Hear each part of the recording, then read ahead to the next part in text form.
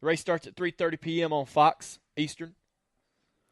This is a good track for you. Is it? 6 straight top 10 finishes. Oh, my. Yeah. But that 88 is pulling away. Earnhardt, Johnson, Menard, Blaney, third-generation star Dale Earnhardt Jr. brings him to the flag. Checkered flag waving. It's over. It's Earnhardt. Earnhardt trying to cover all spots. Oh, yeah! Good job, Junebug. Dale Earnhardt Jr. Checkered flag at Talladega. Why is this one so much fun? Because your grin told so many stories on your cool-down lap. It's just real emotional. I haven't won here in a long time. It was my daddy's birthday a couple days ago. Just real emotional, man. My nerd throne. All right, we're obviously going to talk NASCAR. I've had a weird day already, though. Went to go see The Mummy this morning, and before the movie started, a woman fell on my lap. Just fell. Just didn't even say anything. Just bam, right out. Just so strange. Right now I have the... welcome to the Dale Jr. Race Preview Podcast. I'm your host, John Justice. I'm in a mood today. Watching the Pocono race. I love the Pocono race. I love that racetrack. This is a fun race. A lot of people say it's boring. I don't find this race boring at all. I love the amount of passing that's done, watching the cars pulled next to each other. It's really, really fun to race when you play the NASCAR game. I really like this. I really like this track. And Dale Jr.'s got a good history at this track. I don't know if we're going to get a good race this weekend. I don't know if that's going to happen.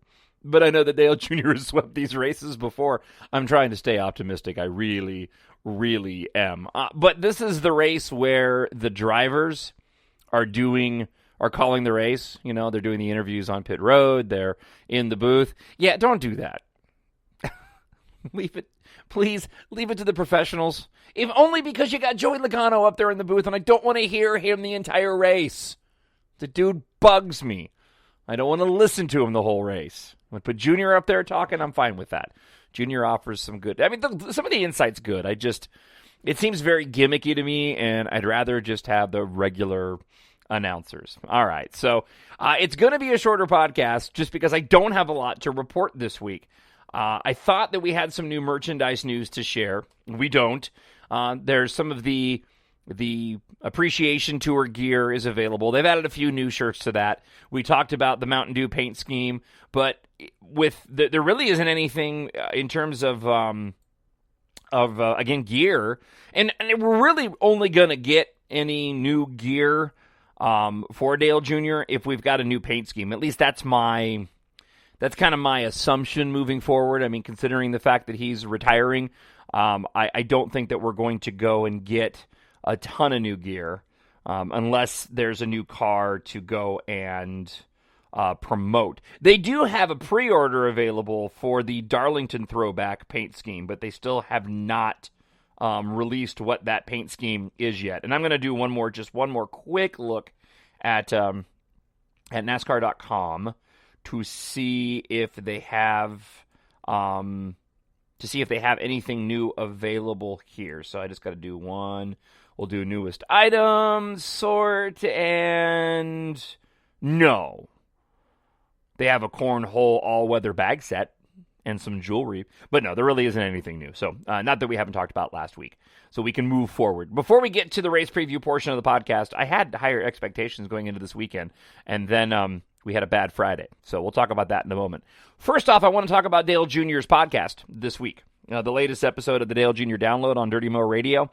In response, I'm reading right from DaleJr.com. In response to several queries on social media, Earnhardt Jr. and his co-host Tyler Overstreet debuted a list of 10 drivers, including a dark horse candidate that might surprise listeners. Among them were no-brainers like Jimmy Johnson, unexpected additions like Ricky Stenhouse Jr. and Eric Jones. For the full list, you need to go to the Dirty Mo Radio, iTunes, Stitcher, SoundCloud, or any other major podcast outlet. There's a good mix of young drivers, veteran drivers, white hats, and black hats. Interesting list of suggestions from NASCAR's 14-time most popular driver. Man, it's cool that he did that. I don't mean to sound. I'm not frustrated. I know it sounds like I'm frustrated. It's cool that Dale Jr. put out that list, and I understand why. And let me say this: the Dale Jr. download is really good. I mentioned this before. I didn't particularly care for the download when he started doing it by himself. I liked the Dale Jr. download before that had the other team members that were. I'm sorry, I'm getting distracted. They just did a restart for the round 2 for stage 2, and it's getting really intense. I need to pause it, but I can't on the TV that I'm on right now. Sorry. So when Dale Jr. first started hosting it by himself, I didn't really care for it. I really like it now. His attitude is great. He's positive. He's motivated, it sounds like. And I'm gonna look. I've always been honest on the podcast. I'm not a Dale Jr. apologist by any stretch of the imagination. At least I don't think of myself as one. But I can't help but think that because of this retirement, he's not driving as hard. I just don't know what to account for, or maybe it's in the back of everybody's mind. I mean, Dover last week was disappointing. We thought it was going to be better, and the car was better and it was good in practice. And they made a bunch of overnight changes and screwed the car up and just couldn't get it back. He was solid for like 10 laps, and then he just faded. And, at the end, it was the right call at the end of that race to go in and get tires, and he probably would have gotten caught up in the wreck there at the end. But, man, it reminds me of those seasons a couple of years ago where we just couldn't get out of our own way, couldn't get the car underneath us, and every practice has been the same way. And without being able to account for what it is, it's hard not to be honest and say you just can't help but wonder, if a part of it is Junior. I say that though, but I remember watching the race last week and thinking he was I can tell. I'm watching him drive. I'm seeing how he's pushing it, and he was pushing it. He was getting better restarts. I'll say it again. I mentioned this on last week's podcast, and then we'll move forward. And I'm frustrated as a fan. I just can't help it, especially looking at practice this week. Oh, I really got ahead of myself. We were going to talk about his pick of drivers. I'll get to that too. Sorry, I'm getting ahead of myself. But, like I said before, it didn't really matter. Dale Jr. was going to retire in the next 2 or 3 years anyways. And I don't think that Greg Ives is the right crew chief right now. So, but it doesn't matter, because even if we got a new crew chief next year, if he was there another year, unless it was like a Chad Knaus, even then there's no guarantees he's going to do better. So it would have been another year of rebuilding. So we are stuck with what we're stuck with. So a part of that is choosing who we're going to follow next year. And this list that Dale Jr. put out. Yeah, I don't know. It was an interesting list, and his comments on all the drivers were interesting, but I don't know. Because I don't know who I'm going to follow yet. And I've said it before. I'll repeat myself. I want to know who they're going to put in the 88, because that's going to be, before I decide who I'm going to follow, that's going to be my first choice. I'm going to start with who's in the 88, and then I'm going to work down from there. I don't think it's going to be Alex Bowman. I like Alex Bowman. If it is Alex Bowman, I'll root for Alex Bowman. But I also don't necessarily think that it should be Alex Bowman. He did good when he filled in, but he didn't win. And Casey Kane's still not winning. So you got Jimmy Johnson, and Chase Elliott is doing great, but isn't quite there yet. I think, and when it comes to sponsorships, they're going to have to put I don't want to say quality, I don't want to say a big name, but they're going to have to put a name in there. I'm not sure if Alex Bowman is the right pick. The person that I'm looking at the most right now for me is Ryan Blaney. I've been listening to his podcast and getting to know him a little bit more. He's new to the sport. He's going to be around the sport for a while. The Glass Case of Emotion podcast, and I'm starting to like him. But the trepidation in my voice is, one, who's going to get in the 88, and two, who is Ryan Blaney going to end up driving for? Because is it going to be Penske? Because I really don't know if I want to follow a Penske driver. We all got our reasons. I don't like Brad Keselowski, and I don't like Joey Logano. I will say that Brad Keselowski is in his last year with Penske. If he got into the 88, I might consider it. I don't hate Brad. I'm not a fan of Brad, but I don't necessarily have any problems with him. And the fact that he started with Junior Motorsports is kind of cool, so I could see myself following Brad Keselowski. I'd consider it, but I really do like Ryan Blaney. I would love to see you. That would be my dream come true. Would be Ryan Blaney getting in the 88. So, thinking about it and working through the podcast is often cathartic for me. So my tone of voice talking about Dale Jr., giving us as fans picks, choices on who to pick as a driver just doesn't sit well because it's my driver who I've been following since he started in Cup, giving off a list of drivers that we can follow when he retires, and it's another reminder he's going to retire, and that bums me out. How's that? All right, let's move on to this weekend. I'm going to say up front Dale Jr. for the win because I said that I was going to do that every single podcast until the end of the year. Right? Dale Jr. for the win. Realistically speaking, top 15? I don't know, man. I'm looking at practice. He grenaded his engine on Friday. He was trying to get the engine. He was trying to shift to fourth, went into second, 12,000 RPM, and he blew the motor. I thought that we had some ray of sunshine with qualifying, okay, because he has to start at the rear of the field because he nuked his engine.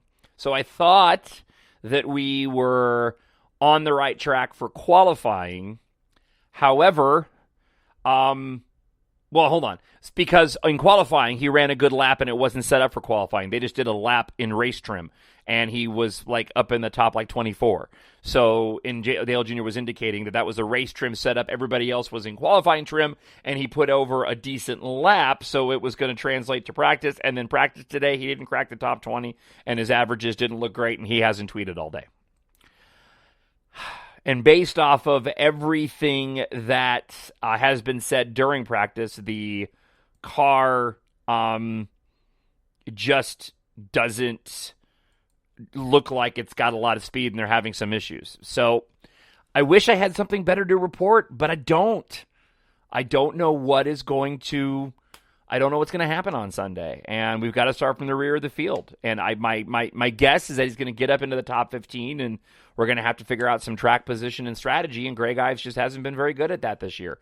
I hate to be such a downer on the podcast, but man, I'm just waiting for that ray of sunshine, and a lot of us were thinking that was going to happen at Pocono last week, and we almost walked home with a top 5, and that was a good call at the end, but it wasn't a top 5 because the car was good. And Dale Jr.'s attitude in the car the whole race was bad. Like at one point he made a comment, I think this was the Dover last week, that, we'll just ride around. Yeah, he did. He said, we'll ride around and try not to wreck it. And I just, as a fan, I'm going, dude, come on, man. We're all rooting for you at the end of this year. And we're all people, and Dale Jr.'s got his own thing going on, but it is hard. It's hard being a Dale Jr. fan and having the season go the way that it's going right now. We're only halfway through to the chase. There's still plenty of time left. Can still get into the top 16. This is a team that I believe is capable of winning. There's got to be a turnaround at some point. So I hope it's Sunday. I hope we get better than the top 15. I'm calling the win. He's won here before. They've done great. And as I've said the past several weeks, we've got to get up a bright spot at some point, right? The rest of the season of Dale Jr.'s final season cannot just go out this way. I refuse to believe that. So I can't wait for tomorrow's race. I always I always go into the race thinking the best and let it play out. So I'm going to change my attitude and hope for the best. Anything can happen come race day. It'll be fun watching Dale Jr. pass a whole lot of cars. I'm looking forward to that. We'll just leave it there. All right. Enjoy your race Sunday. I'm going to go finish watching this Pocono race. Things are really heating up, and there's a couple of guys up front that, apart from Brad in the 22, but you got Cole Custer up there, Suarez up there, Allgaier. So we got a good race brewing. So I'm going to get back to watching this. I think I might listen to the PRN broadcast rather than listen to the driver commentators, and then look forward to tomorrow's race. So thanks for checking the podcast out. As always, if you want to drop me an email, talkshownerd@gmail.com. And until next week in Michigan. Love Michigan. Been to Michigan. We've won at Michigan. He's turned it around before at Michigan. Bring on Michigan. Until then, go Junior. My nerd world. And finally, one of the most unusual pre-race prayers you will ever hear. Heavenly Father, we thank you tonight for all your blessings. You said in all things give thanks. So we want to thank you tonight for these mighty machines that you've brought before us. Thank you for the Dodges and the Toyotas. Thank you for the Fords. And most of all, we thank you for Roush and Yates partnering to give us the power that we see before us tonight. Thank you for GM Performance Technology and the RO7 engines. Thank you for Sunoco Racing Fuel and Goodyear tires to bring performance and power to the track. Boogity, boogity, boogity, amen. Boogity, boogity, boogity, amen. Bless the drivers and use them tonight. Boogity, boogity, boogity, amen. Lord, I want to thank you for my smoking hot wife tonight, Lisa. My two children, Eli and Emma, or as we like to call them, the little E's. Lord, I pray you bless the drivers and use them tonight. May they put on a performance worthy of this great track. In Jesus' name, boogity, boogity, boogity, amen. Boogity, boogity, boogity, amen. Boogity, boogity, boogity, amen. Bless the drivers and use them tonight. Lord, I want to thank you for my smoking hot wife. Boogity, boogity, boogity, amen. Boogity, boogity, boogity, amen. Bless the drivers and use them tonight. Lord, I want to thank you for my smoking hot wife. My nerd world.